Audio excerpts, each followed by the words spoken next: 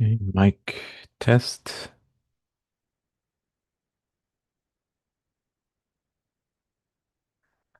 Okay, good.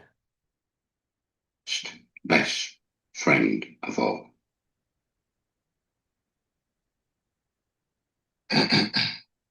Hey, Hey, Nehemiah, how you doing? uh, we not being recorded yet, right? Yeah, yeah, but I could pause the stream if you're not ready. Yeah, pause it for a minute. Okay, 1 second.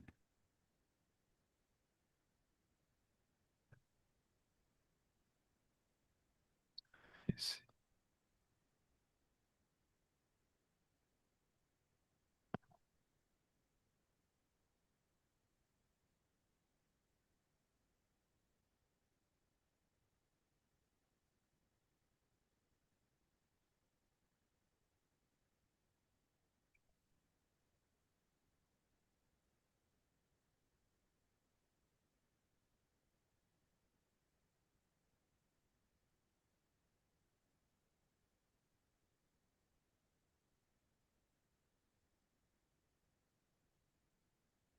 All right, let me just confirm that we're back up.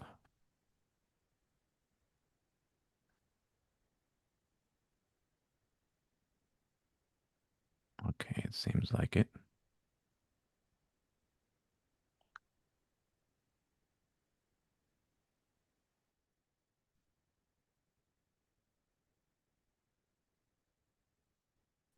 All right. Hello, howdy. Welcome. And I saw your email, howdy, and I replied. Please let me know if you received the response.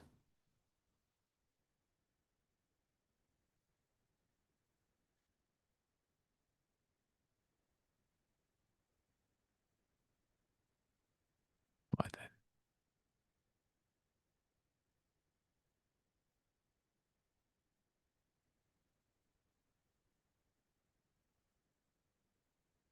then? Go to.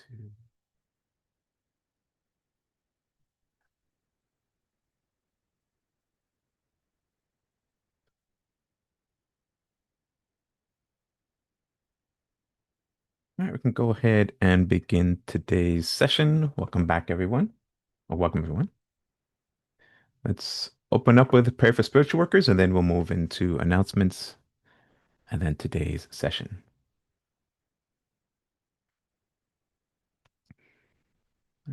Prayer for spiritual workers.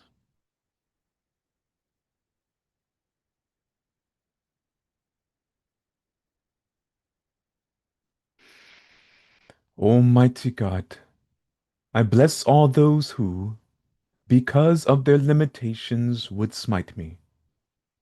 Almighty God, I bless all those who, because of their weakness, would not heed me. Almighty God, I bless all those who, because of their ignorance, would defile you through me. And I ask, Almighty God, O wondrous power, that your strength may be given to me now, so that I might be fortified by this, so that I might go forward bravely into the world, and despite reception, send forth my love of thee throughout all races of man. Almighty God, give me the power and strength to rise above my karmic weakness, the deficiencies in the pattern of my evolution, so that I might evolve and become stronger, I, and even stronger, in thy everlasting light. O God, thy will be done.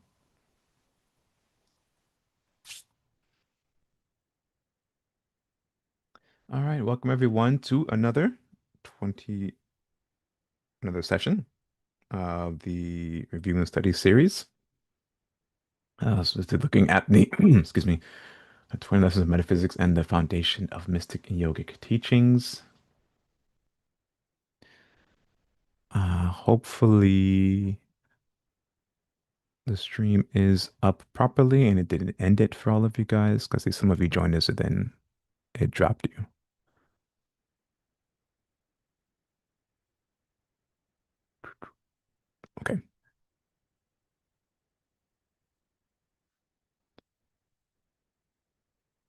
Today we will be, let me see.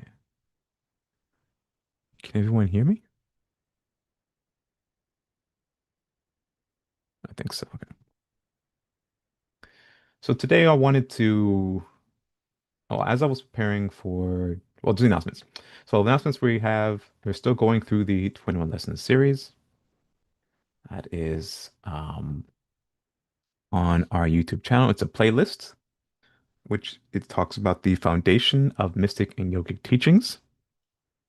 I'm going to continue our review of that for quite some time. And then eventually we'll move into the Serpent Power series. Give me one moment.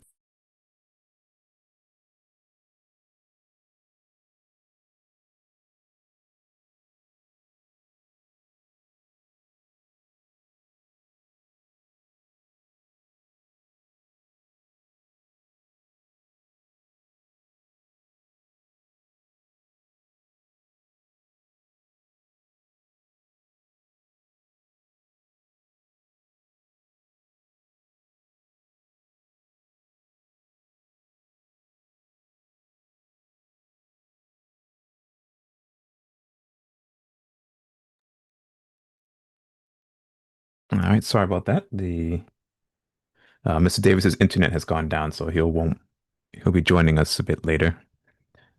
And for Hadi, does my question on my station finish working? I thought you had received that already. Let me check on that, Hadi, and I will get back to you.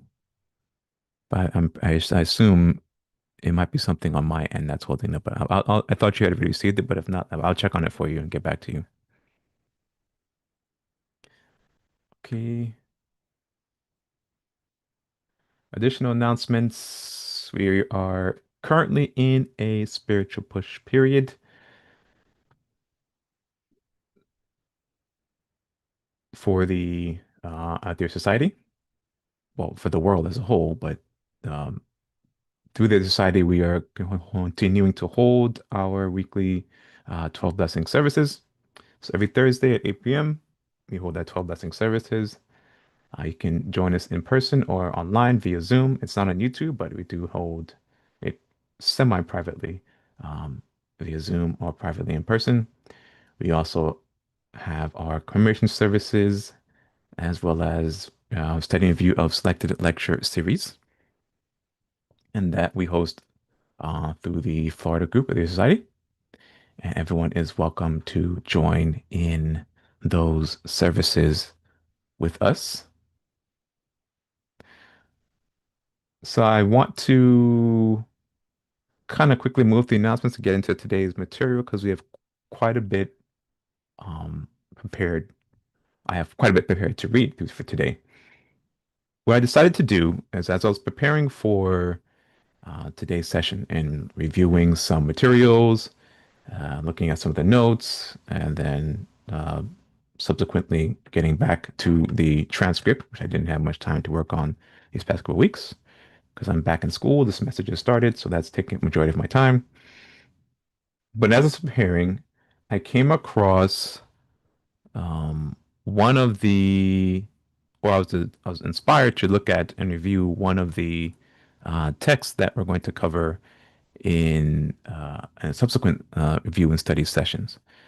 And that text being the a series of lessons in Raja Yoga by Yogi Rama Charaka. You can download for free a copy of this text on our website. So if you go to mysticknowledge.org and click on the link ebook library -1, make sure I'm sharing the right screen. Right. Ebook library -1, it'll take you to this page here for Yogi Rama Charaka.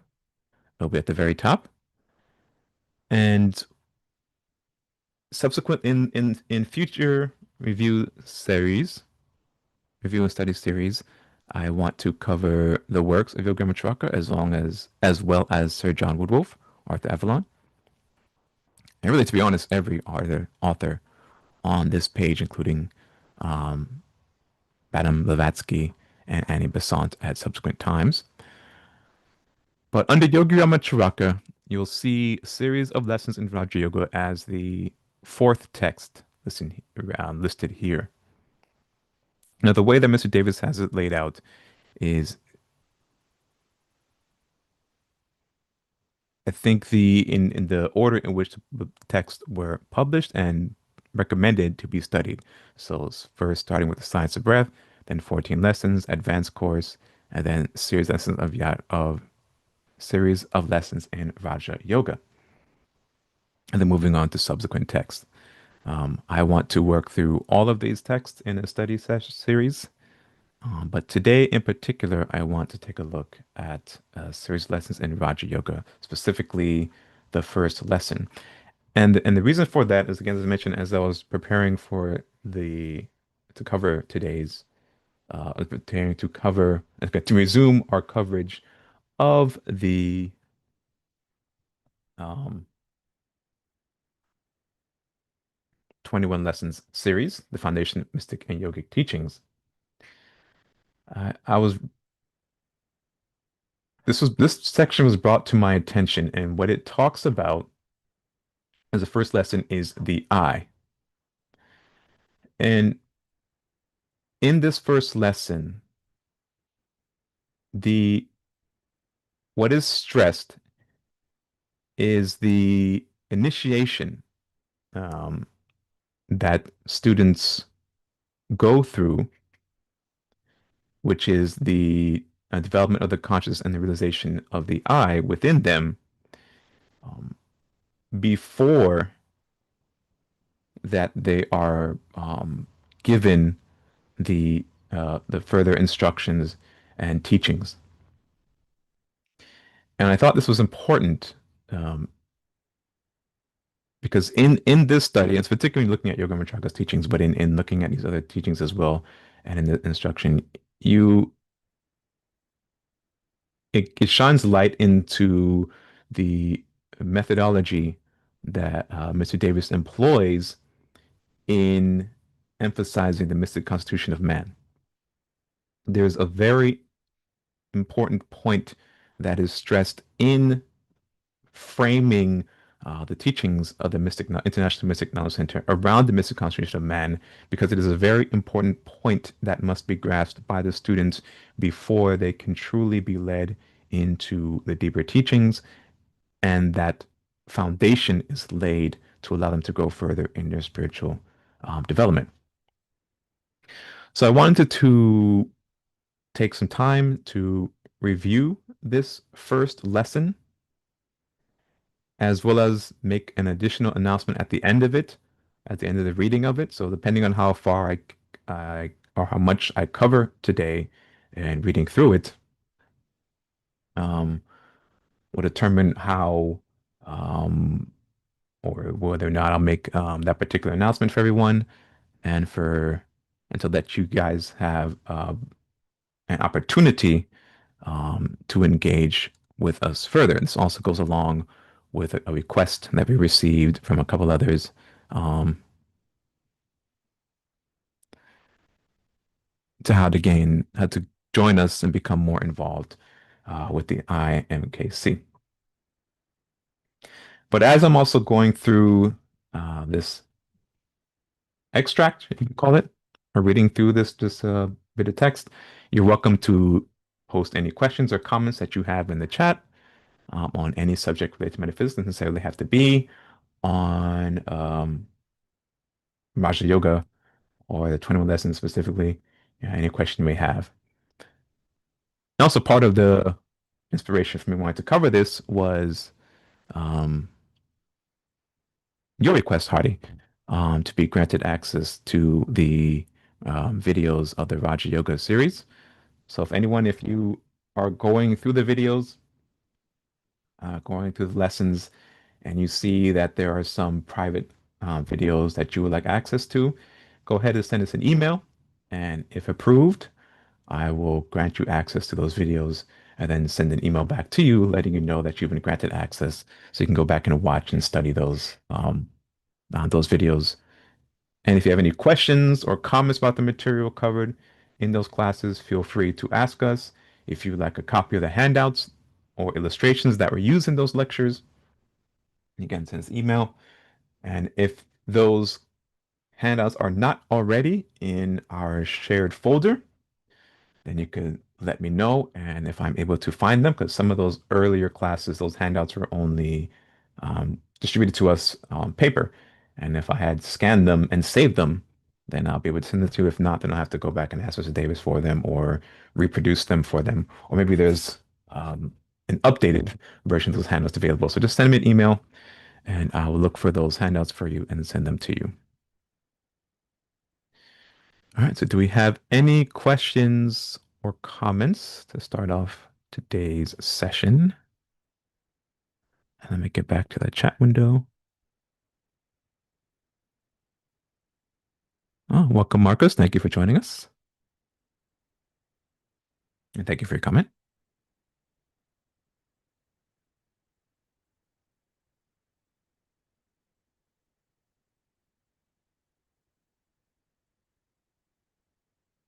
All right, so as I mentioned earlier, today I wanted to take a look at the first lesson in this text, series of lessons in Raja Yoga. And as I mentioned before, you can download it for free at our website, mysticknowledge.org,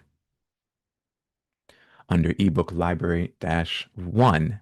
And this is the fourth text in the listing of texts authored by Yogi Amacharaka, his pen name or his actual name, William Walker Atkinson.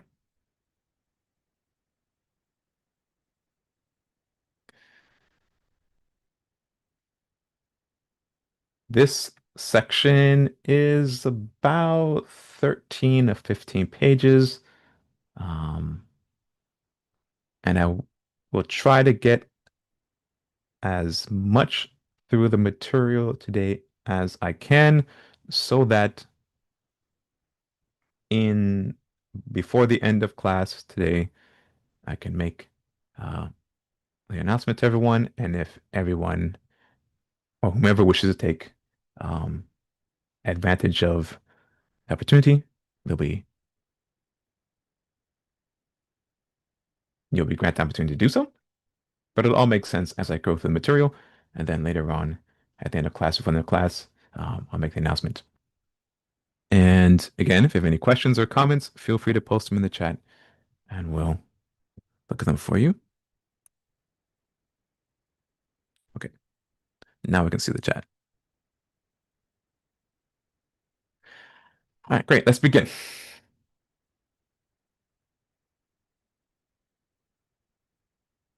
The first lesson, the I.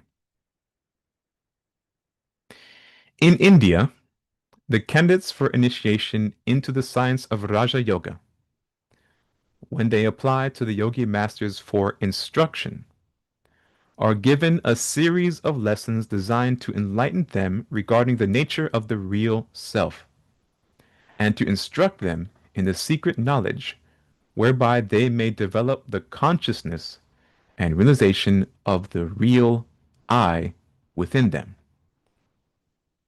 They are shown how to they are shown how they may cast aside the erroneous, or imperfect knowledge regarding their real identity. Until the candidate masters this instruction, or at least until the truth becomes fixed in his consciousness, further instruction is denied him. For it is held that until he has awakened to a conscious realization of his actual identity, he is not able to understand the source of his power, and moreover, is not able to feel within him the power of the will, which power underlies the entire teachings of Raja Yoga. So in here, I hope you guys can begin to understand what I was mentioning earlier. Um, when you are A question I had when I started studying under Mr. Davis was why he kept repeating himself, like why he stressed the mystic constitution again and again and again and again and again and again and again. And I think this paragraph is we just read here explains it perfectly. That these points are stressed again and again by Mr. Davis. He stresses the mystic constitution again and again and again because it is such a foundational knowledge.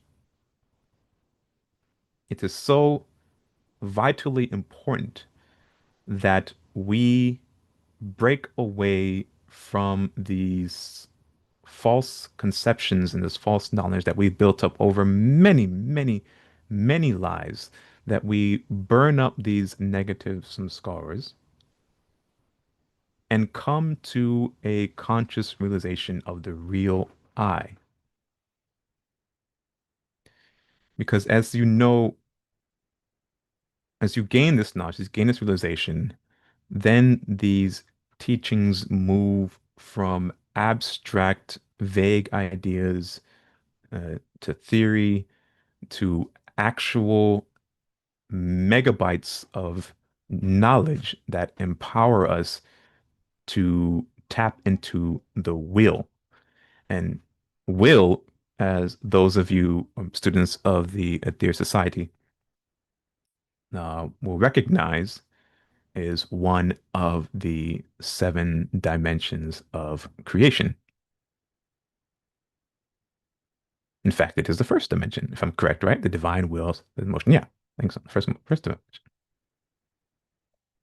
So being able, as is talked about here, to feel within yourself that power of will allows you to begin to realize your true identity, what you really are, and will makes you become aware of the real self, as we'll discuss more as we move into further into today's readings. Is that about right, Nehemiah, or do you want to correct?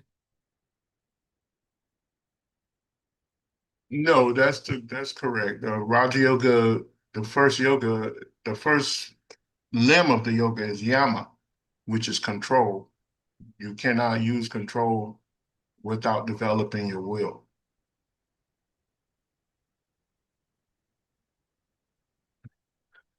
Excuse me. Okay.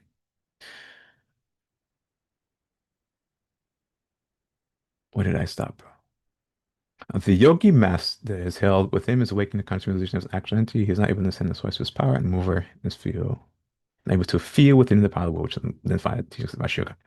The yogi masters are not satisfied if the candidate forms merely a clear intellectual conception of this actual identity, but they insist that he must feel the truth of the same, must become aware of the real self, must enter into consciousness in which the realization becomes a part of his everyday self, in which the realizing consciousness becomes the prevailing idea in his mind, around which his entire thought and actions revolve.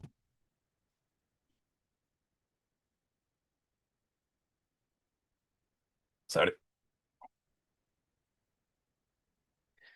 to some candidates, this realization comes like a lightning flash the moment the attention is directed toward it, while in other cases, the candidates find it necessary to follow a rigorous course of training before they acquire the realization in consciousness. Keep this paragraph in mind because it's going to be um, part of the announcement I make later on at the end of class. The yogi masters teach that there are two degrees of this awakening, two degrees of awakening consciousness of the real self. The first, which they call the consciousness of the I, is the full consciousness of real existence that comes to the candidate, and which causes him to know that he is a real entity having a life not depending upon the body, life that will go on in spite of the destruction of the body, real life, in fact.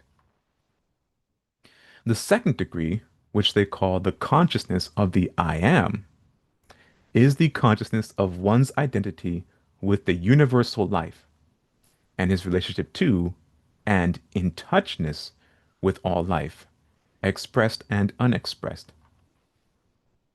These two degrees of consciousness come in time to all who seek the path. To some, it comes suddenly. To others, it dawns gradually.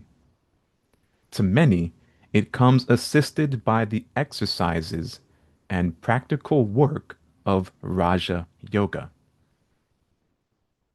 The first lesson of the Yogi masters to the candidates, leading up to the first degree above mentioned, is as follows: that the supreme intelligence of the universe, the Absolute, has manifested the being that we call man, the highest manifestation on this planet. The Absolute has manifested an infinitude of forms of life in the universe, including distant worlds, suns, planets, etc. Many of these forms being unknown to us on this planet and being impossible of conception by the mind of the ordinary man. But these lessons have nothing to do with that part of the philosophy which deals with the myriad forms of life, for our time will be taken up with the unfoldment in the mind of man of his true nature and power. Before man attempts to solve the secrets of the universe without, he should master the universe within, the kingdom of the self.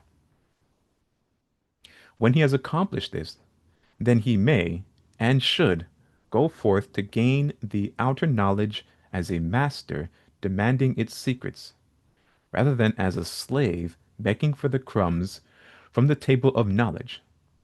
The first knowledge for the candidate is the knowledge of self.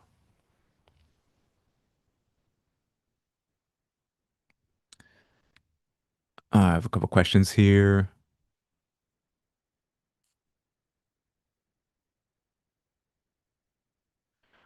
Why are the emotions in man, why do the emotions in man fluctuate so much? Meaning, so happy and one moment, so sad the next. Why can't they be constant?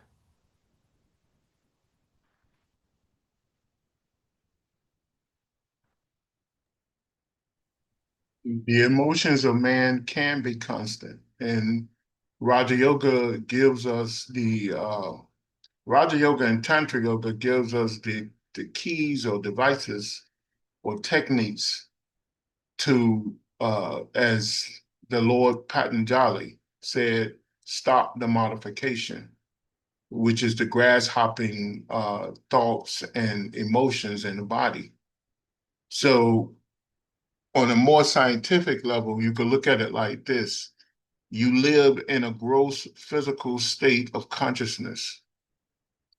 Now, within that gross physical state of consciousness, you it actually lives in an auric structure of mind, substance, of energies, of multiple energies. I don't want to even count all the energies. It's probably, as we know, it's probably like 20 or 30 different types of energy within this that has been identified within the auric structure. But this auric structure, just like the bubble of air or atmosphere around the earth, keeps all life form living, the aura keeps us living. But within the aura, there's a distortion, and that distortion is your astral counterpart. During the waking state of the physical body, the the distortion uh, within the mental process is the astral body.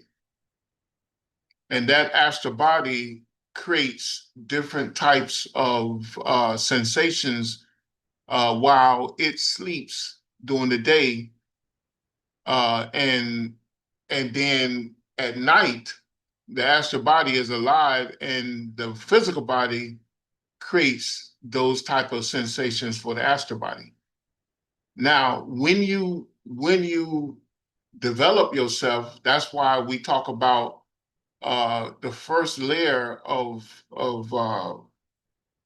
concentration, deep concentration, and contemplation. What it does, it merges the senses of the astral body and the physical body, and then you gain control over your emotional body, which is the astral body, while it's sleep in the physical body, while the physical body is awake.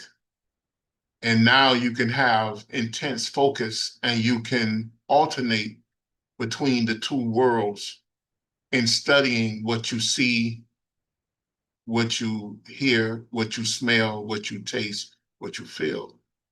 So the main thing is to gain control over that astral body, that distortion within the body, within your physical body during the waking state. I hope you can understand that. It's very simple when you think about it.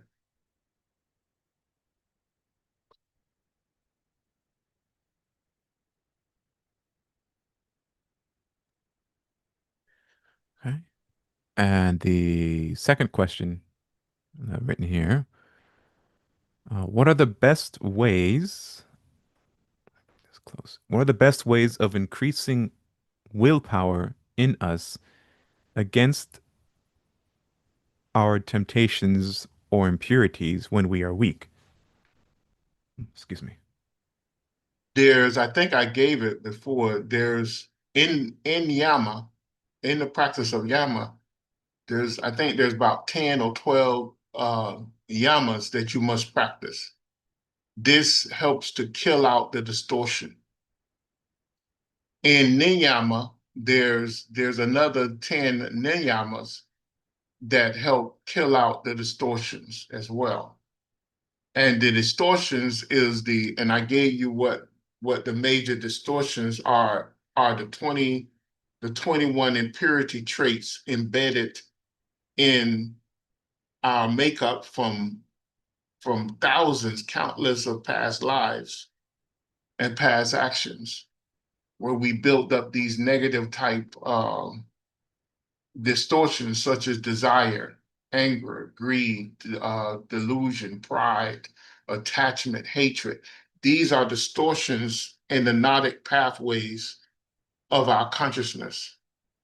Well, the practice of yama and the yama is the first limb is taking control over your mental thoughts and your actions in words and deeds. When they give you at least 10 or 12 different types of yamas to help control that and seed the body with good actions, which destroys the bad traits within you. And niyama is observing God in everything you do. And they give you about 10 or 12 uh, major actions to take or virtues to take in order to bring about that devotion to God and observing God in everything. And this sees the body with the right thought and actions to kill out even more and more impurity traits. And when you do that, you'll notice that you can grab on to your thoughts and move it in a certain direction because the distortions are no longer there or no longer at the top.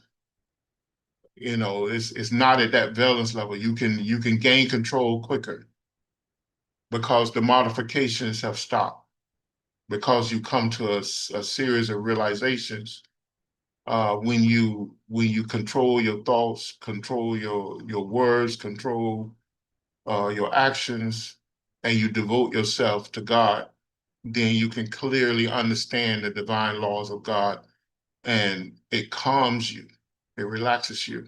It allows you to focus. I hope you can understand that. It's very simple when you think about it. Mhm.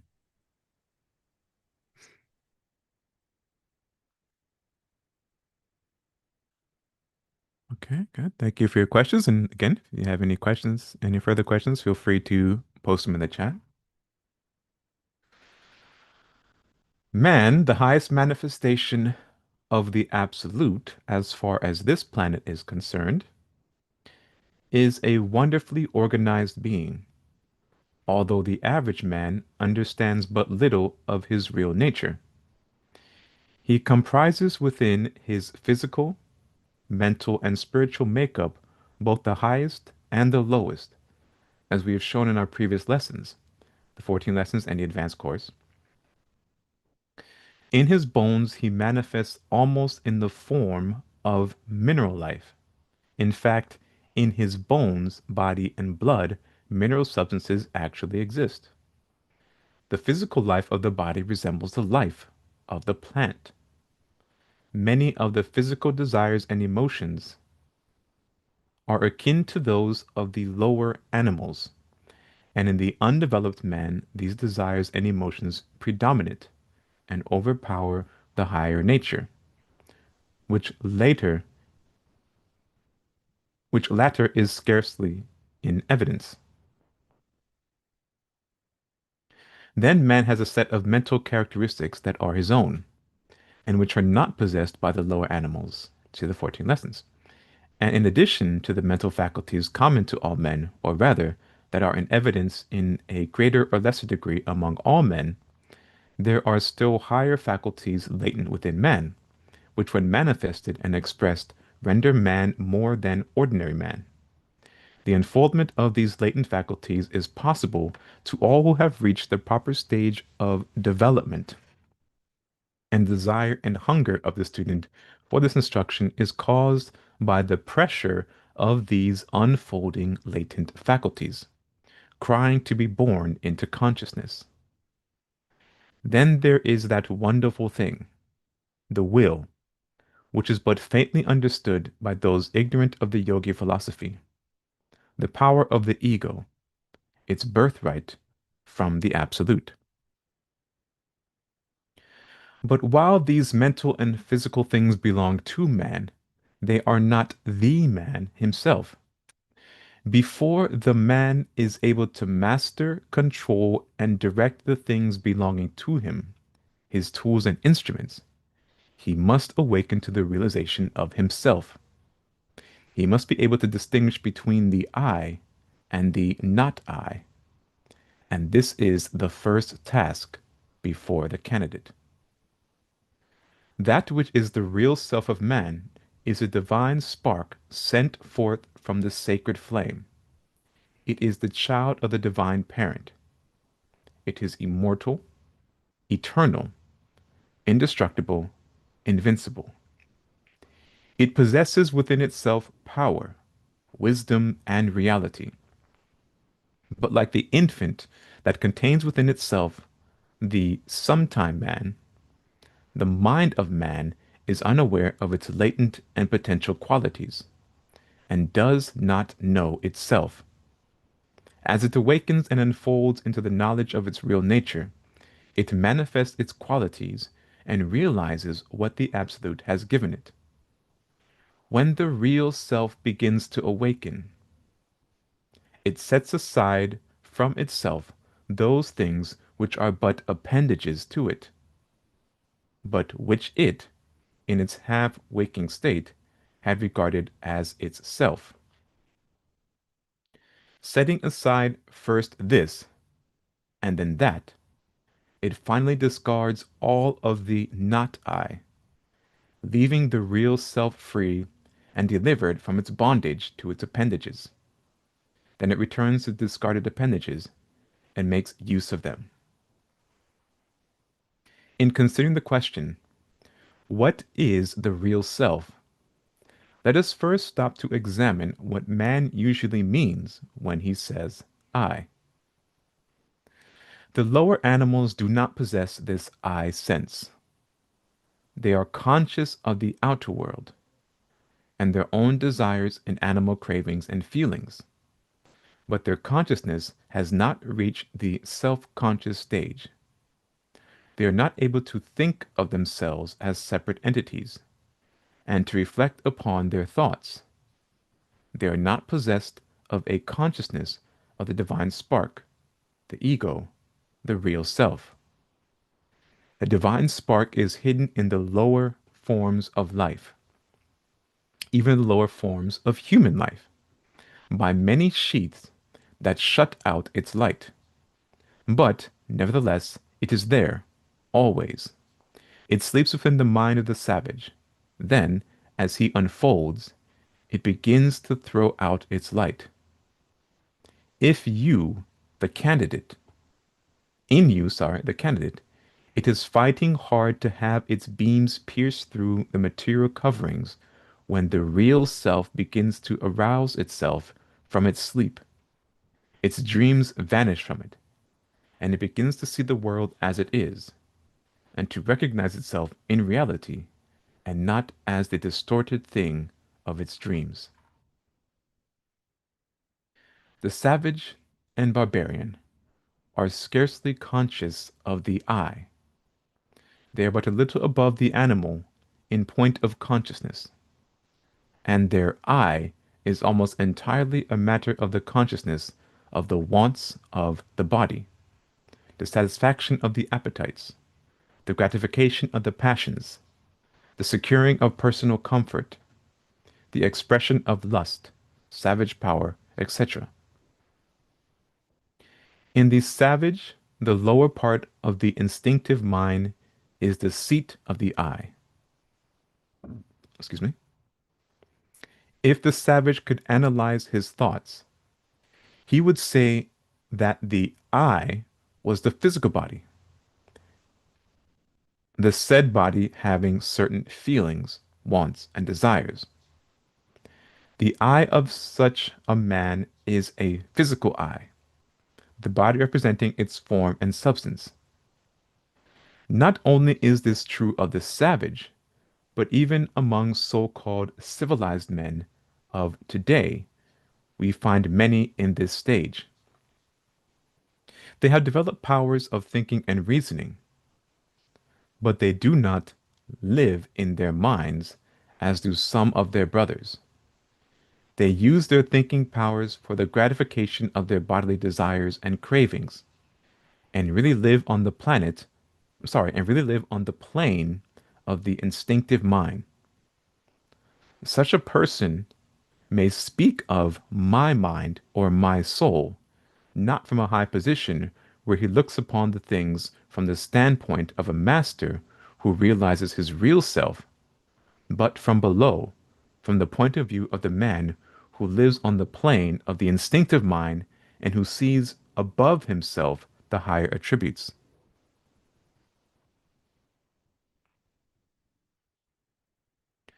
To such people, the body is the I. Their I is bound up with the senses, and that which comes to them through the senses. Of course, as man advances in culture and civilization, his senses become educated and are satisfied only with more refined things, while the less cultivated man is perfectly satisfied with the more material and gross sense gratifications. Much that we call cultivation and culture is not but a cultivation of a more refined form of sense gratification, instead of a real advance in consciousness and unfoldment.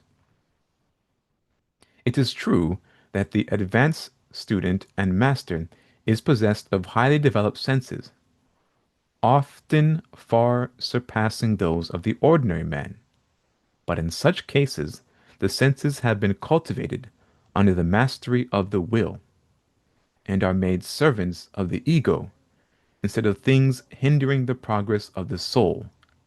They are made servants instead of masters. As man advances in the scale, he begins to have a somewhat higher conception of the I. He begins to use his mind and reason, and he passes on to the mental plane. His mind begins to manifest upon the plane of intellect. He finds that there is something within him that is higher than the body. He finds that his mind seems more real to him than does the physical part of him.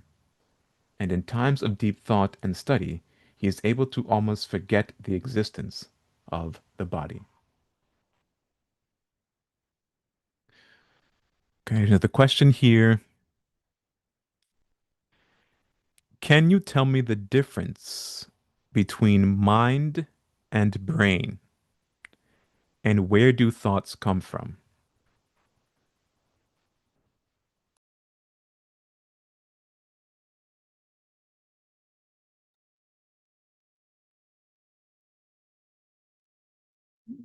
In the mystic teachings, we're taught that brain is a receiving set and a transmitting set.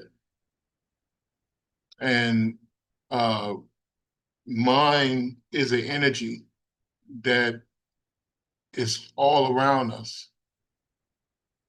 And the 108 chakras in the body is the consciousness.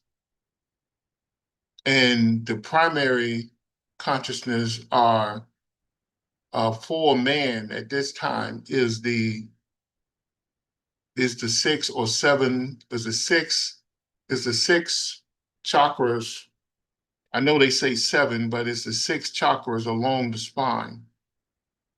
And that's the primary consciousness that we're using. Although we do use all 108 chakras, but they're broken up into major chakras, minor chakras, and minute chakras. So, and they process different levels of consciousness. So, I mean, that's the main difference. You live in a mind belt, the same way the atmosphere of this earth uh, holds consciousness, allow us to obtain and hold consciousness. The atmosphere of your auric body and the chakra system allows us to hold consciousness. We have 108 chakras in the body. The earth have 49 chakras in her body that holds the atmosphere in place and holds consciousness, allows to hold consciousness and the other tree and some life forms on earth to hold consciousness as well.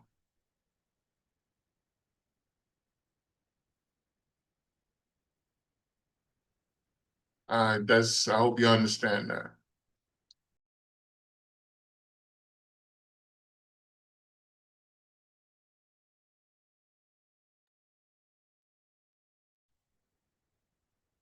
Okay,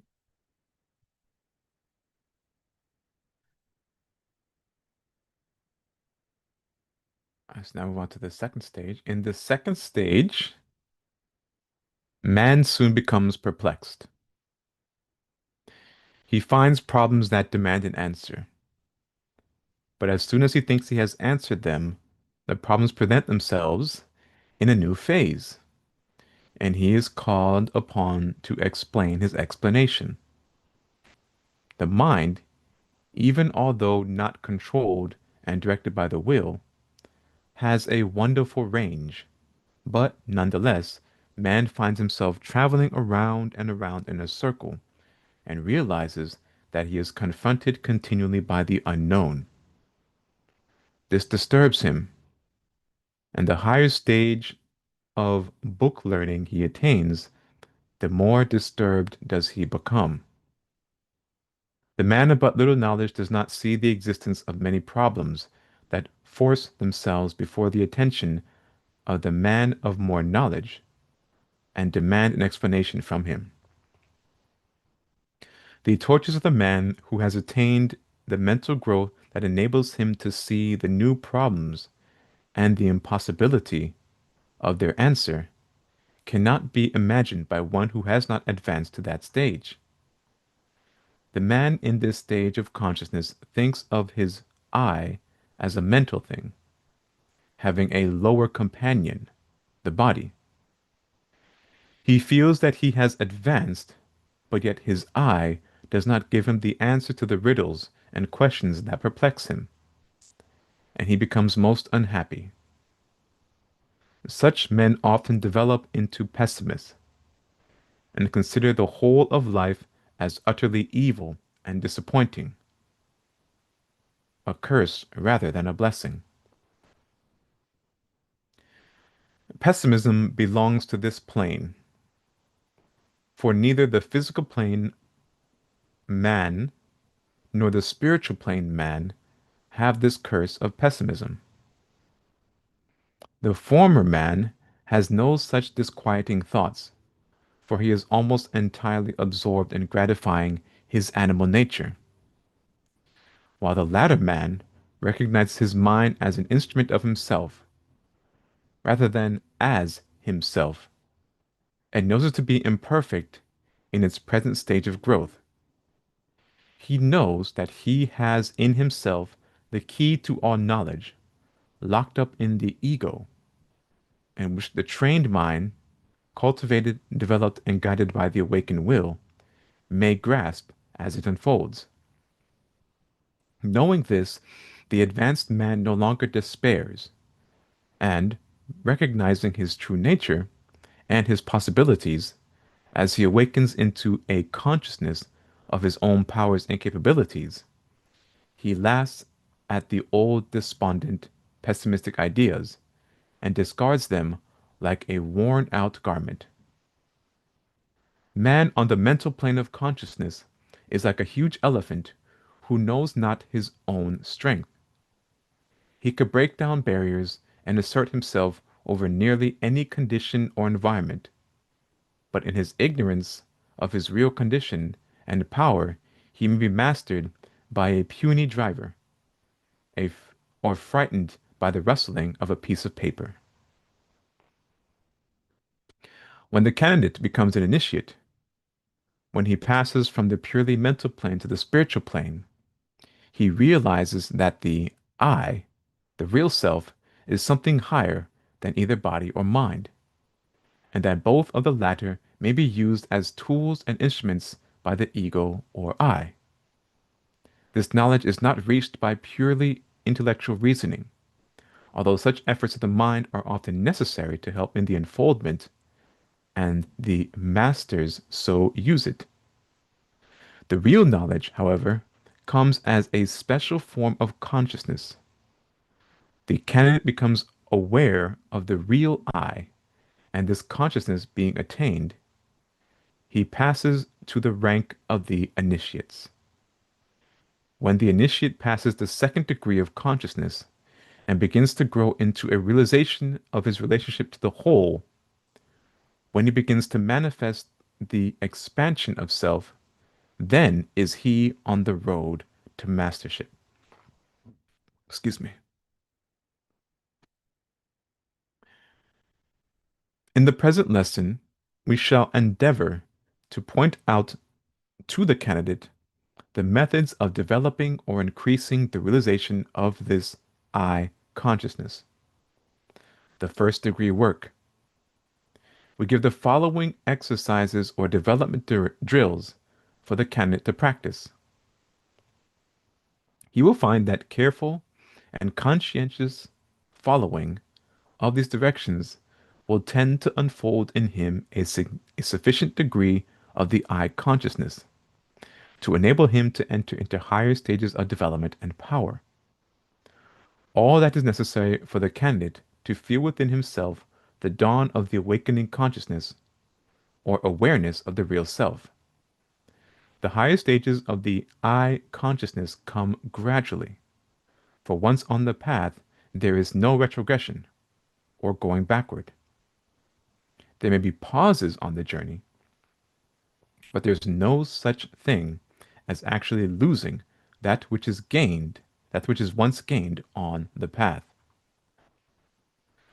This I consciousness, even in its highest stages, is but a preliminary step toward what is called illumination, and which signifies the awakening of the initiate to a realization of his actual connection with and relation to the whole. The full sight of the glory of the eye is but a faint, reflected glow of illumination. The candidate, once that he enters fully into the I consciousness, becomes an initiate. And the initiate, who enters into the dawn of illumination, takes his first step upon the road to mastery. The initiation is the awakening of the soul to a knowledge of its real existence. The illumination is the revelation of the real nature of the soul and its relationship with the whole.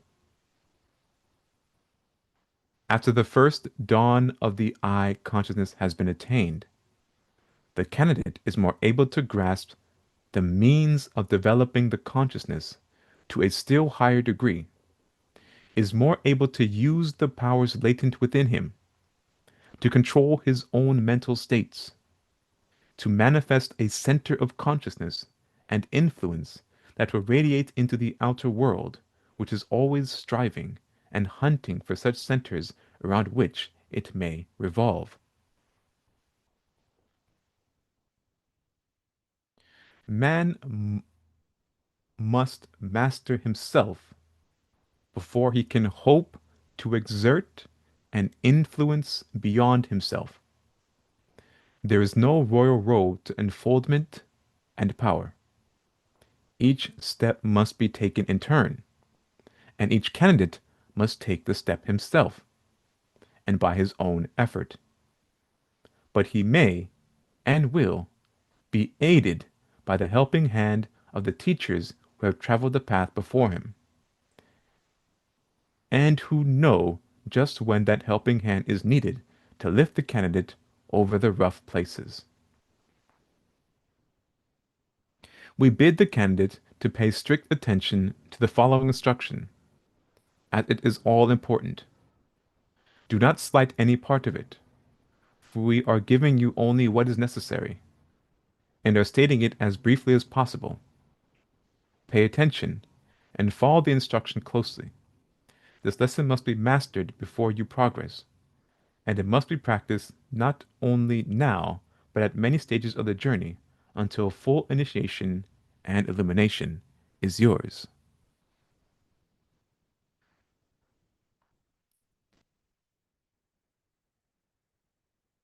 All right, let me pause here, see if there's any questions or comments.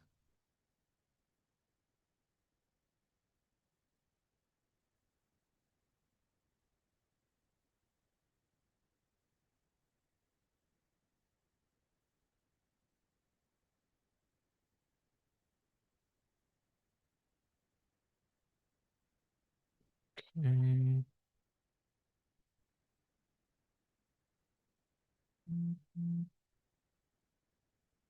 All right, let's continue on.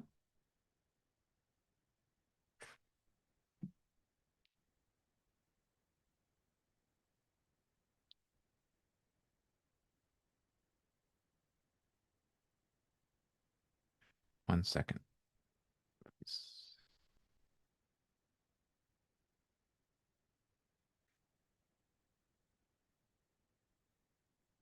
Okay. Rules and exercises designed to aid the candidate in his initiation. The first instruction on the line of initiation is designed to awaken the mind to a full realization and consciousness of the individuality of the I. The candidate is taught to relax his body and to calm his mind and to meditate upon the I until it is presented clearly and sharply before the consciousness. We herewith give directions for producing the desired physical and mental condition in which meditation and concentration are more readily practiced. This state of meditation will be referred to in subsequent exercises, so the candidate is advised to acquaint himself thoroughly with it. State of meditation. If possible, Retire to a quiet place or room where you do not fear interruption, so that your mind may feel secure and at rest. Of course, the ideal condition cannot always be obtained, in which case you must do the best you can. The idea is that you should be able to abstract yourself so far as is possible from distracting impressions, and you should be alone with yourself, in communion with your real self. It is well to place yourself in an easy chair or on a couch, so that you may relax the muscles and free the tension of your nerves. You should be able to let go all over, allowing every muscle to become limp until a feeling of perfect peace and restful calm permeates every particle of your being. Rest the body and calm the mind. This condition is best in the earlier stages of the practice. Although, after the candidate has acquired a degree of mastery, he will be able to obtain the physical relaxation and mental calm whenever and wherever he desires. But he must guard against acquiring a dreamy way of going around, wrapped in meditation when he should be attending to the affairs of life. Remember this. The state of meditation should be entirely under the control of the will and should be entered into only deliberately and at the proper times. The will must be master of this, as well as every other mental state. The initiates are not daydreamers, but men and women having full control of themselves and their moods. The I consciousness, while developed by meditation and consciousness, soon becomes a fixed item of consciousness and does not have to be produced by meditation. In time of trial, doubt, or trouble, the consciousness may be brightened by an effort of the will, as we shall explain in subsequent lessons, without going into the state of meditation.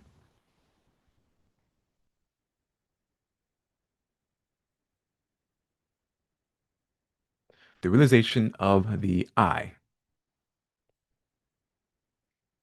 The candidate must first acquaint himself with the reality of the I before he is able to learn its real nature. This is the first step. Let the candidate place himself in a state of meditation or relaxation, as heretofore described. Let him concentrate his entire attention upon his individual self, shutting out all thought of the outside world and other persons. Let him form in his mind the idea of himself as a real thing, an actual being, an individual entity, a sun around which revolves the world. Excuse me. He must see himself as the center around which the whole world revolves. Let not a false modesty or a sense of depreciation interfere with this idea, for you are not denying the right of others to also consider themselves centers. You are, in fact, a center of consciousness, made so by the Absolute, and you are awakening to the fact. Until the ego recognizes itself as a center of thought, influence, and power, it will not be able to manifest those qualities. And in proportion as it recognizes its position as a center, so will it be able to manifest its qualities. It is not necessary that you should compare yourself with others, or imagine yourself greater or higher than them. In fact, such comparisons are to be regretted and are unworthy of the advanced ego, being a mark and indication of a lack of development, rather than the reverse. In the meditation, simply ignore all consideration of the respective qualities of others, and endeavor to realize the fact that you are a great center of consciousness, a center of power, a center of influence, a center of thought, and that like the planets circling around the sun, so does your world revolve around you who are its center. It will not be necessary for you to argue out this matter, or to convince yourself of its truth by intellectual reasoning. The knowledge does not come in that way. It comes in the shape of a realization of the truth gradually dawning upon your consciousness through meditation and concentration. Carry this thought of yourself as a center of consciousness, influence, power with you, for it is an occult truth. And in the proportion that you are able to realize it, so will be your ability to manifest the qualities named. No matter how humble may be your position, no matter how hard may be your lot, no matter how deficient in educational advantages you may be, still you would not change your I with the most fortunate, wisest, and highest man or woman in the world. You may doubt this, but think for a moment and you will see that we are right. When you say that you would like to be this person or that, you really mean that you would like to have their degree of intelligence, power, wealth, position, or whatnot. What you want is something that is theirs, or something akin to it. But you would not for a moment wish to merge your identity with theirs, or to exchange selves. Think of this for a moment. To be the other person, you would have to let yourself die. And instead of yourself, you would be the other person. The real you would be wiped out of existence.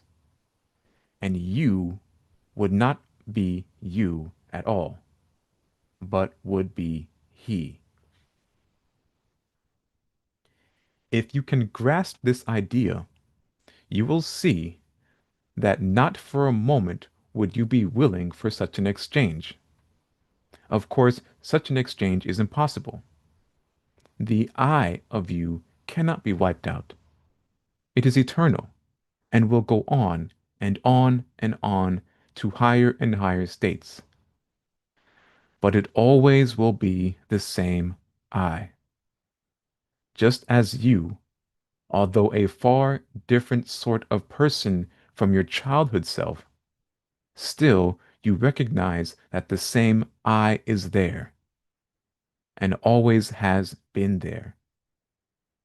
And although you will attain knowledge, experience, power, and wisdom in the coming years, the same I will be there. The I is a divine spark and cannot be extinguished. The majority of people in the present stage of the race development have but a faint conception of the reality of the I. They accept the statement of its existence and are conscious of themselves as an eating, sleeping, living creature, something like a higher form of animal. But they have not awakened to the awareness or realization of the I, which must come to all who become real centers of influence and power. Some men have stumbled into this consciousness, or a degree of it, without understanding the matter. They have felt the truth of it, and they have stepped out from the ranks of the commonplace people of the world. and have become powers for good or bad. This is unfortunate to some extent, as this awareness, without the knowledge that should accompany it, may bring pain to the individual and others. The candidate must meditate upon the I and recognize it, feel it to be a center. This is his first task. Impress upon your mind the word I in this sense and understanding, and let it sink deep down into your consciousness so that it will become a part of you. And when you say I, you must accompany the word with the picture of your ego as the center of consciousness and thought and power and influence. See yourself thus, surrounded by your world. Wherever you go, there goes the center of your world. You are the center, and all outside of you revolves around that center. This is the first great lesson on the road to initiation. Learn it. The Yogi masters teach the candidates that their realization of the I as a center may be hastened by going into the silence or state of meditation and repeating their first name over slowly, deliberately, and solemnly a number of times. This exercise tends to cause the mind to center upon the I, and many cases of dawning initiation have resulted from this practice. Many original thinkers have stumbled upon this method without having been taught it. A noted example of this is Lord Tennyson, who has written that he attained a degree of initiation in this way. He would repeat his own name over and over, and at the same time meditating upon his identity. And he reports that he would become conscious and aware of his reality and immortality. In short, would recognize himself as a real center of consciousness.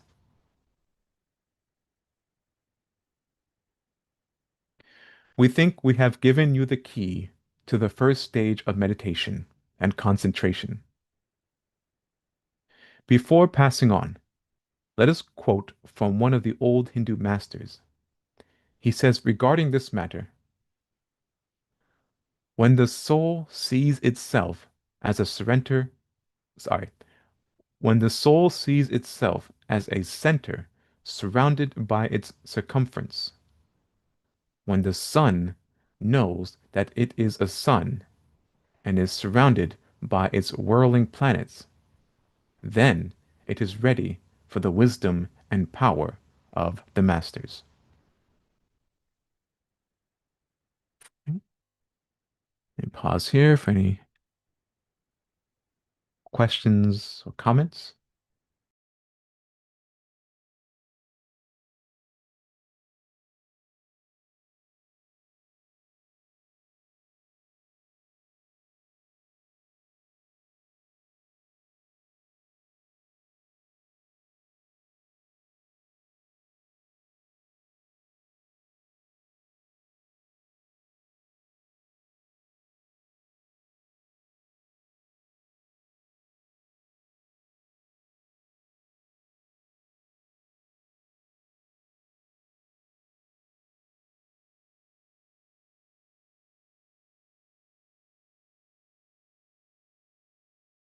Okay, let's continue on.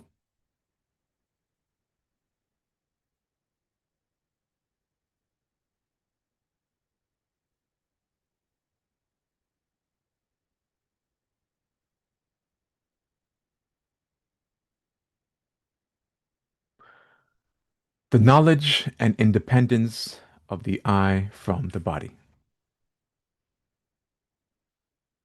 Many of the candidates find themselves prevented from a full realization of the I, even after they have begun to grasp it, by the confusing of the reality of the I with the sense of the physical body. This is a stumbling block that is easily overcome by meditation and concentration.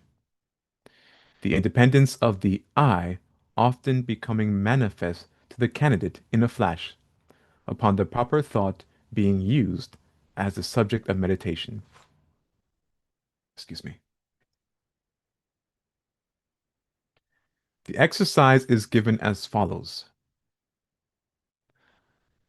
Place yourself in a state of meditation and think of yourself, the real I, as being independent of the body, but using the body as a covering and an instrument.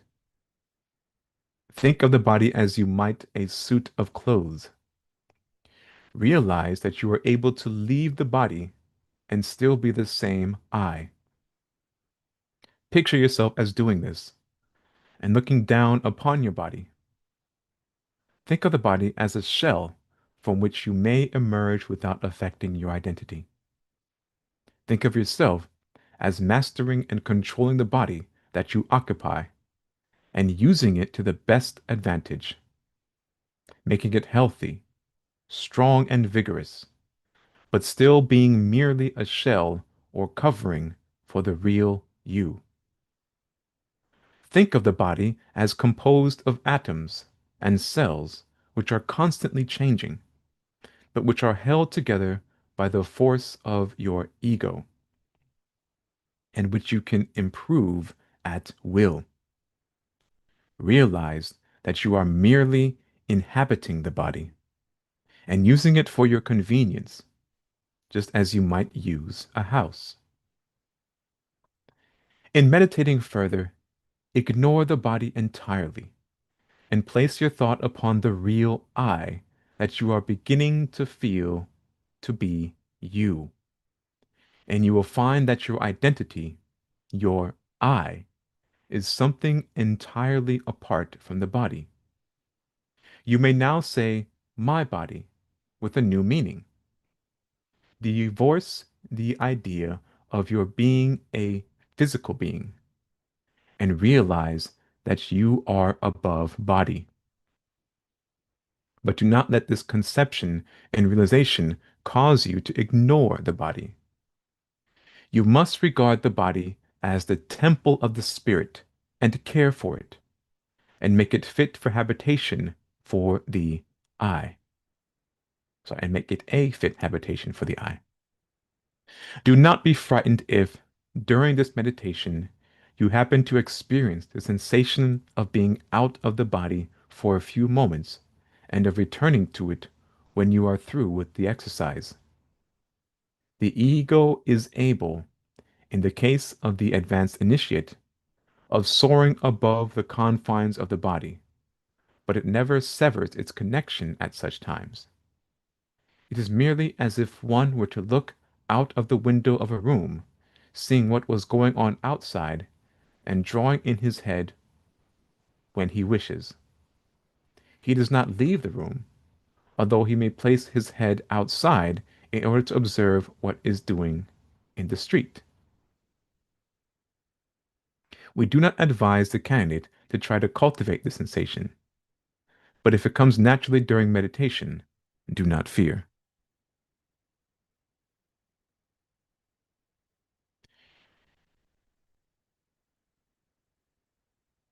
Realizing the immortality and invincibility of the ego.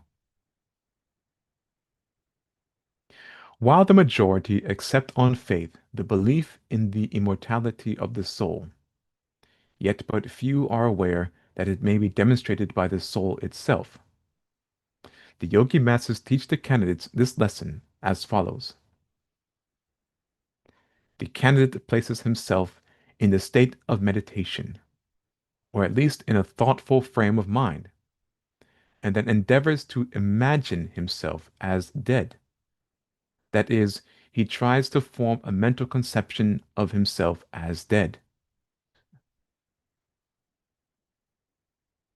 This, at first thought, appears to be a very easy thing to imagine, but as a matter of fact, it is impossible to do so, for the ego refuses to entertain the proposition and finds it impossible to imagine it. Try it for yourself. You'll find that you may be able to imagine your body as laying still and lifeless, but the same thought finds that in doing so, you are standing and looking at the body. So you see that you are not dead at all, even in imagination, although the body may be. Or if you refuse to disentangle yourself from the body, in imagination, you may think of your body as dead, but you who refuse to leave it are still alive and recognize the dead body as a thing apart from your real self. No matter how you may twist it, you cannot imagine yourself as dead. The ego insists upon being alive in any of these thoughts, and thus finds that it has within itself the sense and assurance of immortality. In case of sleep or stupor, resulting from a blow or from narcotics or anesthetics, the mind is apparently blank, but the I is conscious of a continuity of existence. And so one may imagine himself as being in an unconscious state or asleep quite easily and sees the possibility of such a state. But when it comes to imagining the I as dead, the mind utterly refuses to do the work. This wonderful fact that the soul carries within itself the evidence of its own immortality is a glorious thing. But one must have reached a degree of unfoldment before he is able to grasp its full significance. The candidate is advised to investigate the above statement for himself by meditation and concentration. For in order that the I may know its true nature and possibilities, it must realize that it cannot be destroyed or killed. It must know what it is before it is able to manifest its nature. So do not leave this part of the teaching until you have mastered it. And it is well occasionally to return to it, in order that you may impress upon the mind the fact that you're immortal. So that you may impress upon the mind the fact of your immortal and eternal nature. The mere glimmering of this conception of truth will give you an increased sense of strength and power, and you will find that your self has expanded and grown, and that you are more of a power and center than you have heretofore realized. The following exercises are useful in bringing about a realization of the invincibility of the ego, its superiority to the elements. Place yourself in a state of meditation and imagine the I as withdrawn from the body. See it passing through the tests of air, fire, and water unharmed. The body being out of the way, the soul is seen to be able of passing through the air at will, of floating like a bird, of soaring, of traveling in the ether. It may be seen as able to pass through fire without harm and without sensation, for the elements affect only the physical body, not the real I. Likewise, it may be seen as passing through water without discomfort or danger or hurt. This meditation will give you a sense of superiority and strength, and will show you something of the nature of the real I. It is true that you are confined in the body, and the body may be affected by the elements. But the knowledge of the real I is superior to the body, superior to the elements that affect the body, and cannot be injured any more than it can be killed, is wonderful, and tends to develop the full I consciousness within you. For you, the real I, are not body. You are spirit. The ego is immortal and invincible, and cannot be killed or and harmed. When you enter into this realization of consciousness, you will feel an influx of strength and power impossible to describe. Fear will fall from you like a worn out cloak, and you will feel that you are born again. An understanding of this thought will show you that the things that we have been fearing cannot affect the real I, but must rest content with hurting the physical body. And they may be warded off from the physical body by a proper understanding and application of the will. In our next lesson, you will be taught how to separate the I from the mechanism of the mind, how you may realize your mastery of the mind, just as you now realize your independence of the body. This knowledge must be imparted to you by degrees, and you must place your feet firmly upon one round of the ladder before you take the next step. The watchword of this first lesson is I, and the candidate must enter fully into its meaning before he is able to progress. He must realize his real existence, independent of the body. He must see himself as invisible, invincible, and impervious to harm, hurt, or death. He must see himself as a great center of consciousness, a sun around which his world revolves. Then will come to him a new strength. He will feel a calm dignity and power, which will be apparent to those with whom he comes in contact. He will be able to look the world in the face without flinching and without fear, for he will realize the nature and power of the I. He will realize that he is a center of power, of influence. He will realize that nothing can harm the I, and that no matter how the storms of life may dash upon the personality, the real I, the individuality, is unharmed. Like a rock that stands steadfast throughout the storm, so does the I stand through the tempests of the life of personality. And he will know that as he grows in realization, he will be able to control these storms and bid them be still. In the words of one of the yogi masters, the I is eternal. It passes unharmed through the fire, the air, the water. Sword and spear cannot kill or wound it. It cannot die.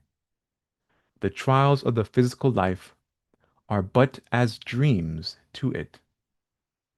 Resting secure in the knowledge of the I, man may smile at the worst the world has to offer, and raising his hand, he may bid them disappear into the mist from which they emerged.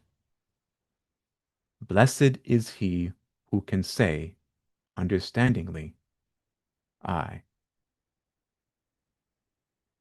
So, dear candidate, we leave you to master the first lesson. Be not discouraged if your progress be slow.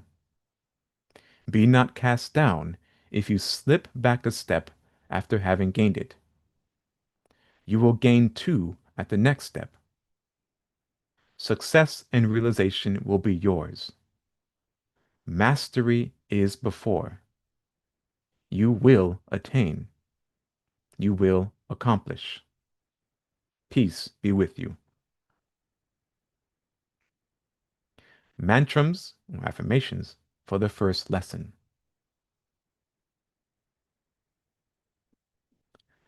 I am a center.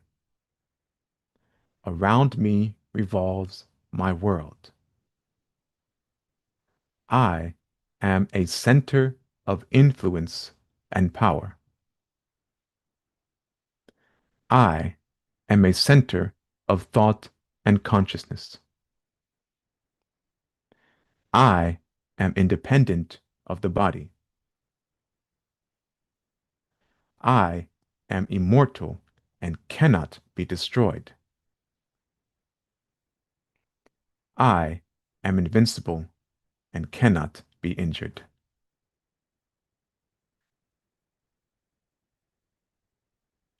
All right.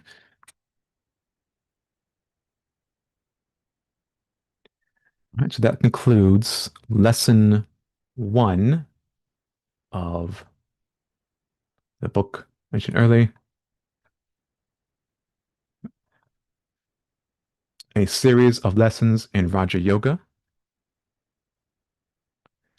As a reminder for everyone, you can download for free a copy of this text on our website, mysticknowledge.org, and under ebook library -1, you'll see a section dedicated to the very top, Yogi Ramacharaka, and it is book number 4, a series of lessons in Raja Yoga in PDF format.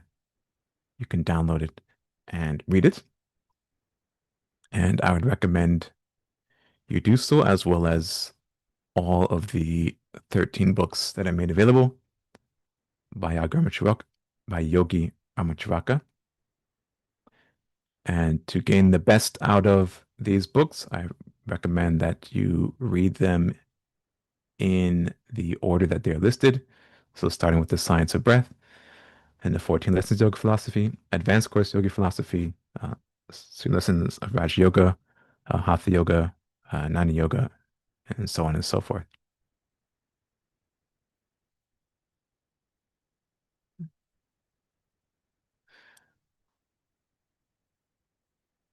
Was there anything you wanted to add or comment, Nimai? No, unless someone have a question. I think that book is, I call the Yoga Ramacharaka teachings the ABC of metaphysics. Uh, William Walker Atkinson, I guess he was an attorney, so he had a master of the English language, Mm-hmm. and he was able to make things very simple. Although he left a lot of stuff out, I have to say that, and I'm sure you see that now. Yeah, yeah, I do. I He do. left a lot of stuff out, but he tried to target an audience that was not familiar with these great teachings, and he tried to deliver it in the most simple way possible. And him being a student himself, he you know he I think he accomplished it for that time in the 1800s, early 1900s. Mhm. But it's very good writings.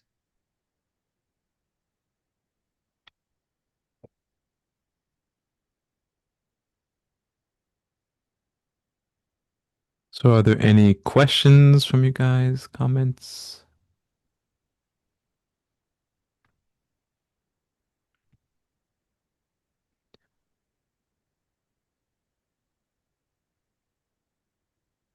All right, so next time, I think I'll go back into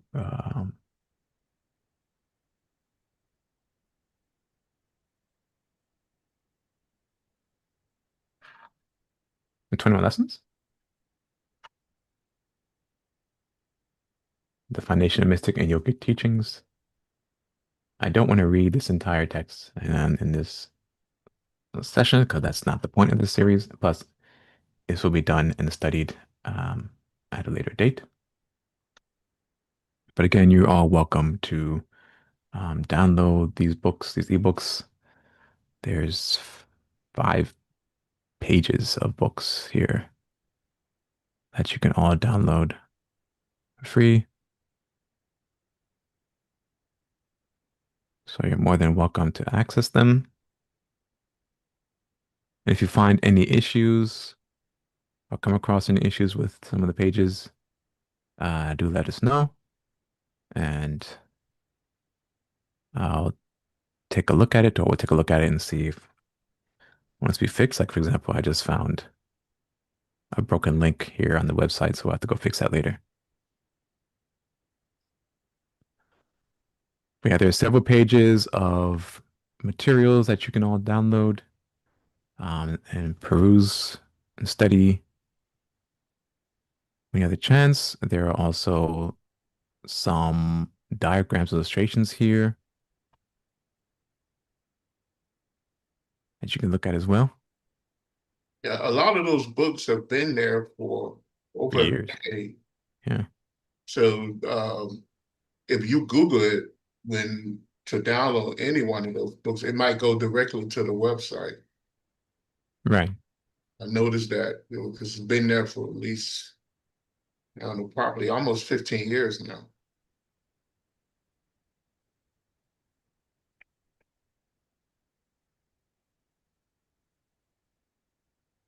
In fact, more than 15 years. Hmm.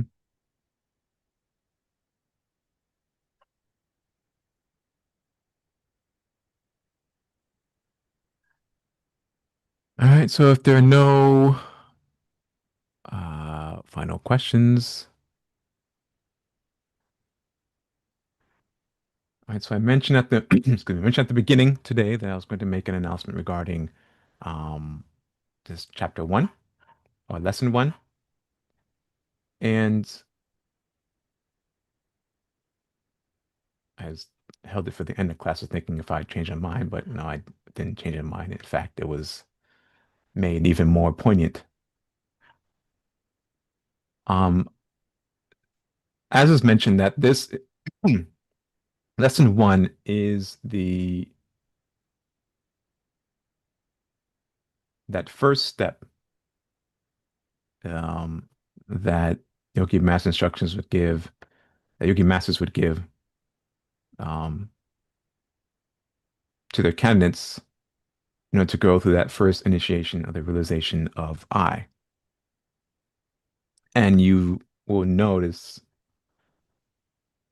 that in the mystic constitution of man methodology that Mr. Davis employs, um, that this is one of the key points of that methodology in helping us to recognize that I and unfold um, that realization within us.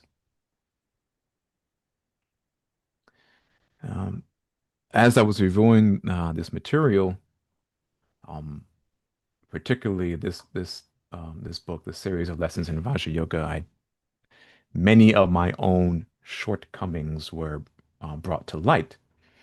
I decided that I want to engage in a further realization of I as expounded in this text and allow myself to absorb and dive further into the teachings made available to us through Mr. Davis, through Dr. George King, through Ramacharaka, Shivananda, and so on and so forth. So I have decided to take upon um, this these practices as well and deepen my own spiritual growth. But why am I sharing that all up with you? That's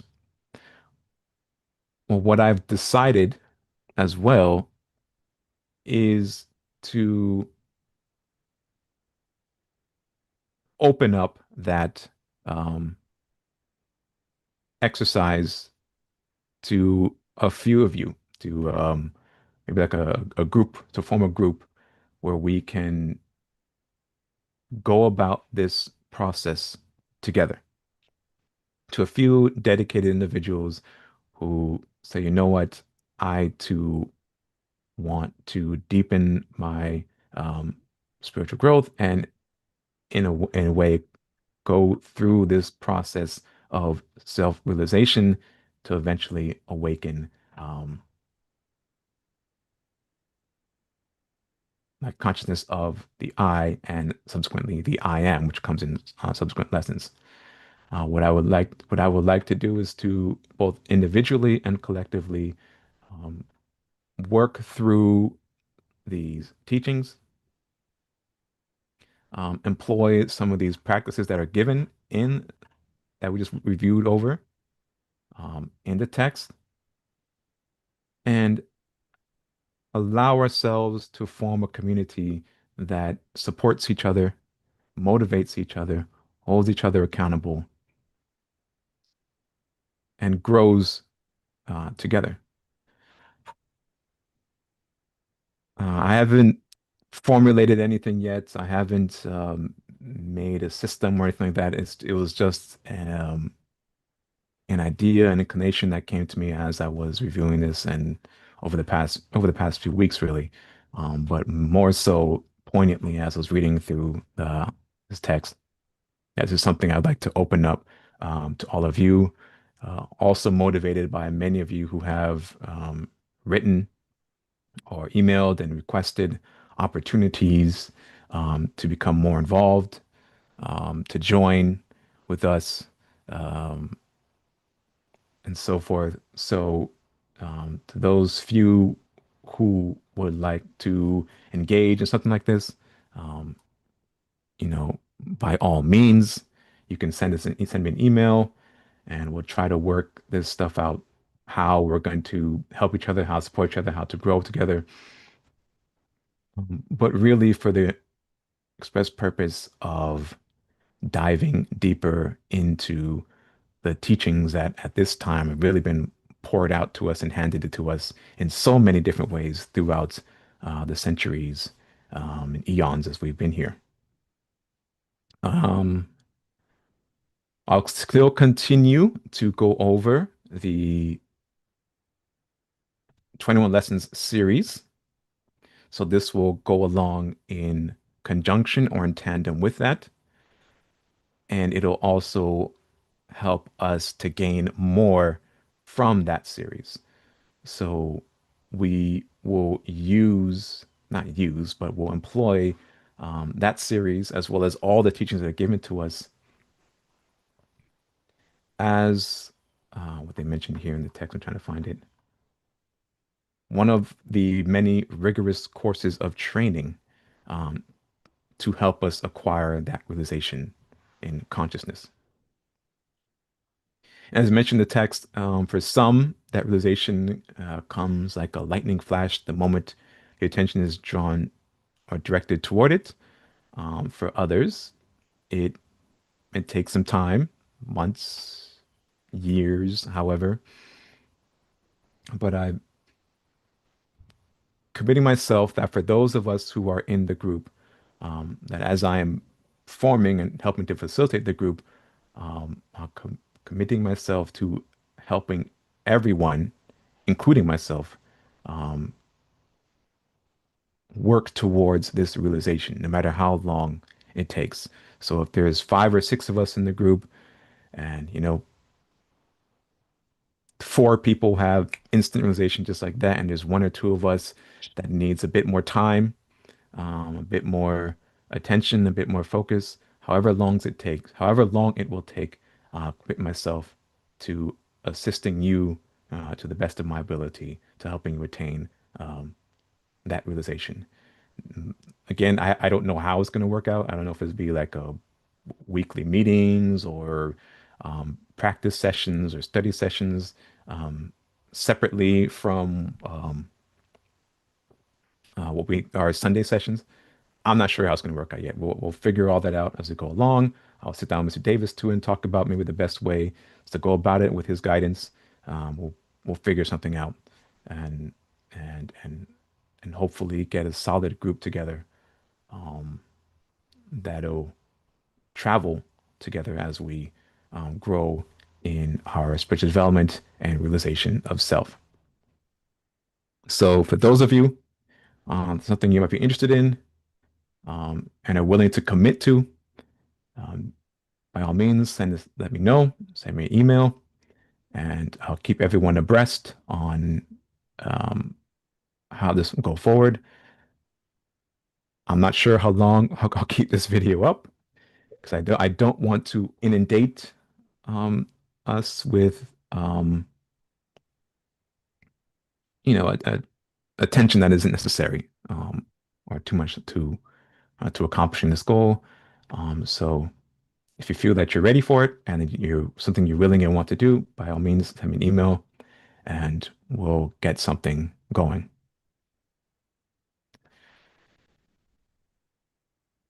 All right. That's all I have for today. Are there any final questions or comments? Or is there anything else, Nehemiah, you'd like to add before we close out? No, no. It's we can get together on it. I think the next couple books that I'm getting ready to To release? publish, it'll address a lot of that. Okay. It gives a guidepost, I guess. And hey, Bernard, I see you there. Thanks for joining us. Was there anything you wanted to add, Bernard, before we close out? No, not really. What books are you thinking about going over for next week or your next in your series? Next in the series, I would like to, like I was saying, cover the ABCs. So finish up the Ramacharaka series, maybe going up to, let me go back there because I think I had set up to series of lessons in Nani Yoga. So the first six, Science of Breath, 14 lessons, advanced course, Raj, Hatha, and Nani. So I'm thinking of doing those six. I may cover more depending on how the sessions go. But I know for certain I would like to do the first six of Yogi Ramacharaka's books. So if I was to front load, quote unquote, or do some homework, what would I be reading? Well, right now we're going through the 21 lessons, the Mystic Foundations. So that video series, um, everyone can go through that, take down their notes and questions, and we'll work through that as we're going through the transcript for those courses. But if you'd like to get even further ahead, start with the Science of Breath and 14 lessons, those first two. The advanced course might be challenging for some, um, but if you have the Science of Breath and 14 lessons and the 21 lessons down, like the 21 lessons expands upon the 14 lessons, I think. The 20 lessons that Mr. Davis put together, that series expands upon the 14 lessons. Um, but if you got those two books down and the 21 lessons, I think you'll be good. Okay.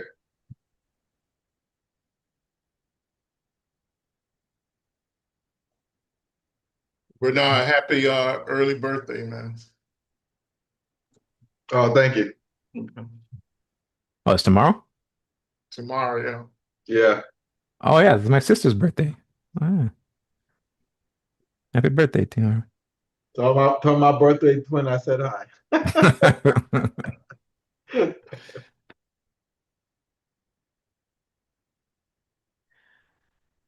All right, so no other questions or comments. Let's go ahead and close out with reciting the New Lord's Prayer.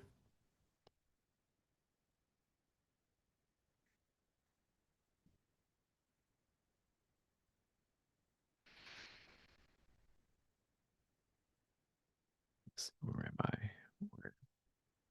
Here it is. Okay. The New Lord's Prayer.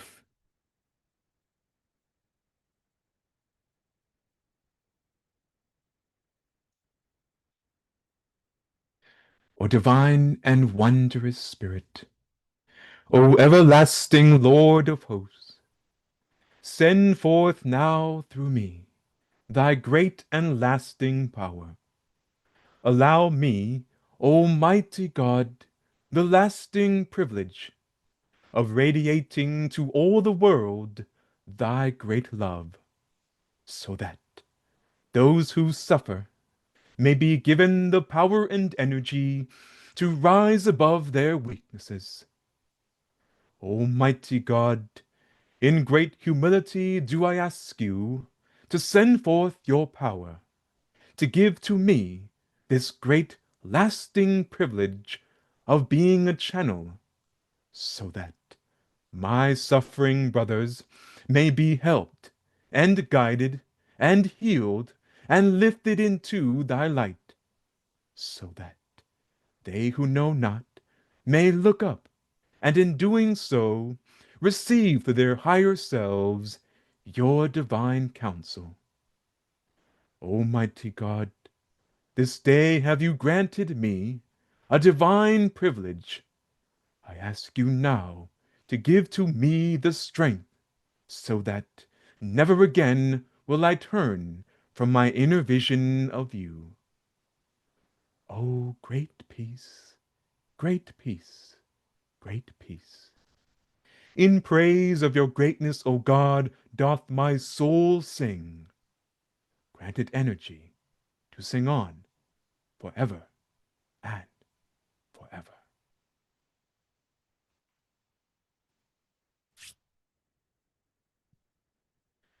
All right. Thank you very much, everyone, for your kind attendance and participation. Do stay tuned in to Meetup for announcing of our next session.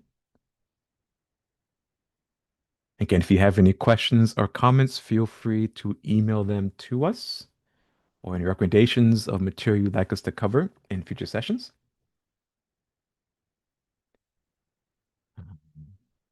Thanks again for your attendance, and we'll see you next time.